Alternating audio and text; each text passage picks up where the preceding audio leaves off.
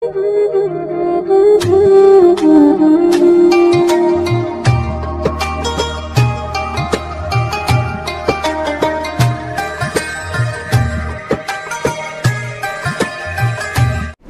بالله من الشيطان الرجيم. بسم الله الرحمن الرحيم.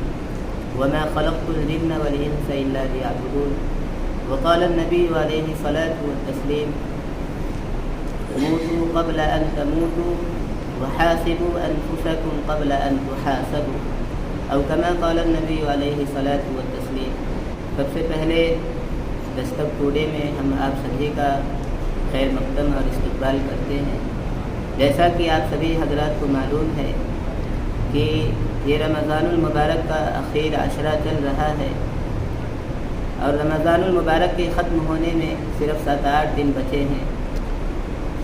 ہمیں چاہیے کہ ہم جو رمضان المبارک کے باقی ایام بچے ہیں ہم ان میں زیادہ سے زیادہ اللہ کی عبادت کریں، قرآن کی تلاوت کریں، لوگوں کو فائدہ پہنچائیں، صدقہ اور خیرات کریں. اللہ رب العزت نے اس دنیا میں ہمیں اور آپ کو بھیجنے کا یہ ایک مقصد یہ بتایا کہ اس دنیا میں ہمارے اور آپ کے آنے کا مقصد عبادت ہے.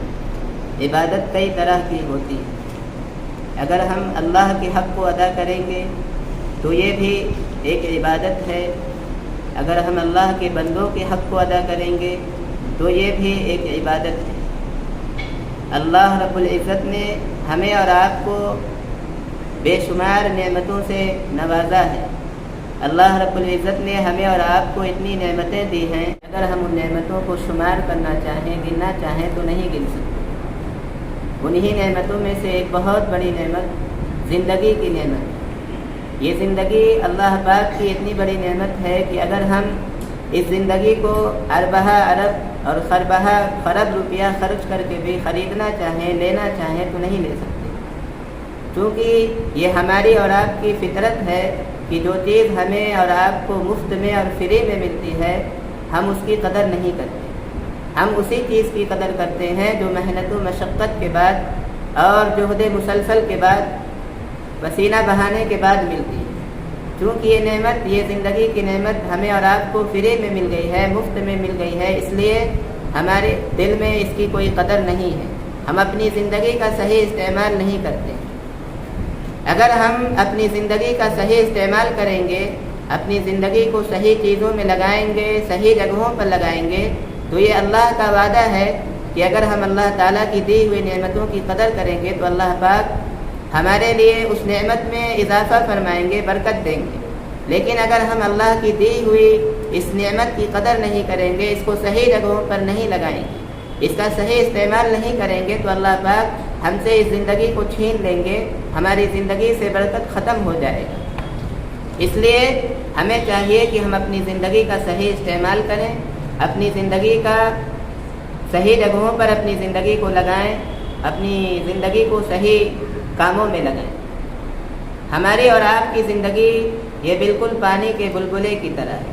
جس طرح پانی کے بلبلے کے بارے میں کسی کو کچھ پتہ نہیں ہوتا کہ پانی کا بلبلہ کب ختم ہو جائے، پھوٹ کر ختم ہو جائے یا اس کا بہت ہی مختصر وقت ہوتا ہے، اسی طرح ہماری اور آپ کی بھی زندگی بالکل برف کی طرح ہے. جس طرح برف پگھل پگھل کر ختم ہو جاتا ہے، اسی طرح ہماری اور آپ کی زندگی بھی ایک دن ختم ہو جائے گی. اس لیے ہمیں چاہیے کہ ہم اپنی زندگی کے لمحات کو، اپنی زندگی کے اوقات کو تول تول کر، ناپ ناپ کر ایسے کاموں میں لگائیں، ایسی چیزوں میں لگائیں جس میں ہمارے لیے یا تو دنیا کا فائدہ ہو یا آخرت کا فائدہ ہو. ہم اپنی زندگی کے اوقات کو، اپنی زندگی کے لمحات کو بیکار کاموں میں، لغویات میں بالکل نہ لگائیں. ایسے کاموں میں بالکل نہ لگائیں جس میں نہ تو ہمارے لیے دنیا کا کوئی فائدہ ہو نہ آخرت کا فائدہ ہو. حدیث پاک میں آتا ہے، اللہ کے نبی علیہ الصلاۃ والتسلیم نے فرمایا کہ مرنے سے پہلے مرو. مرنے سے پہلے مرنے کا کیا مطلب ہے؟ تو علماء نے اس کے 2 مطلب بیان کیے. ایک مطلب یہ ہے کہ ہم اپنی وہ نفسانی خواہشات جو اللہ کے حکم کے معارض اور مقابل ہوں اور ہمارے دل میں جو گناہ کرنے کے داعی اور تقاضے پیدا ہوتے ہیں، ہم ان سب کو کچل دیں، فنا کر دیں، مار دیں. یہ ہے مرنے سے پہلے مرنے کا مطلب. مرنے سے پہلے مرنے کا دوسرا مطلب یہ ہے کہ ہم کبھی کبھی یہ سوچا کریں کہ اس دنیا میں ایک دن اس دنیا سے ہمیں جانا ہے، اس دنیا میں ہمیں ہمیشہ نہیں رہنا ہے اور خالی ہاتھ ہمیں جانا ہے۔ اس دنیا سے ہم قبر میں لے کر کوئی چیز نہیں جائیں گے۔ تو میرے کہنے کا مقصد یہ ہے کہ ہم اس دنیا میں رہتے ہیں تو ہم اپنی زندگی کا صحیح استعمال کریں۔ ہم اس بات کی کوشش کریں کہ ہماری زندگی کا کوئی بھی لمحہ، کوئی بھی سیکنڈ بیکار کاموں میں نہ لگے۔ ہماری زندگی کا ایک ایک لمحہ ایسے کاموں میں لگے جس میں یا تو ہمارے لیے دنیا کا فائدہ ہو یا آخرت کا فائدہ ہو۔ ہم اس بات کی کوشش کریں کہ ہماری ذات سے لوگوں کو فائدہ پہنچے، ہم بامقصد زندگی گزاریں، کیونکہ جو انسان بامقصد زندگی گزارتا ہے وہ اپنے آپ کو بھی فائدہ پہنچاتا ہے، اپنا بھی حق ادا کرتا ہے، اللہ کا بھی حق ادا کرتا ہے اور اللہ کے بندوں کا بھی حق ادا کرتا ہے۔ اس کے برخلاف جو انسان بامقصد زندگی نہیں گزارتا ہے، اپنی زندگی کا صحیح استعمال نہیں کرتا ہے، تو وہ نہ تو خود اپنا حق ادا کر پاتا ہے، نہ اللہ کے بندوں کا حق ادا کر پاتا ہے اور نہ اللہ کا حق ادا کر پاتا ہے۔ اس لیے ہمیں چاہیے کہ ہم اپنی زندگی کو بامقصد بنائیں۔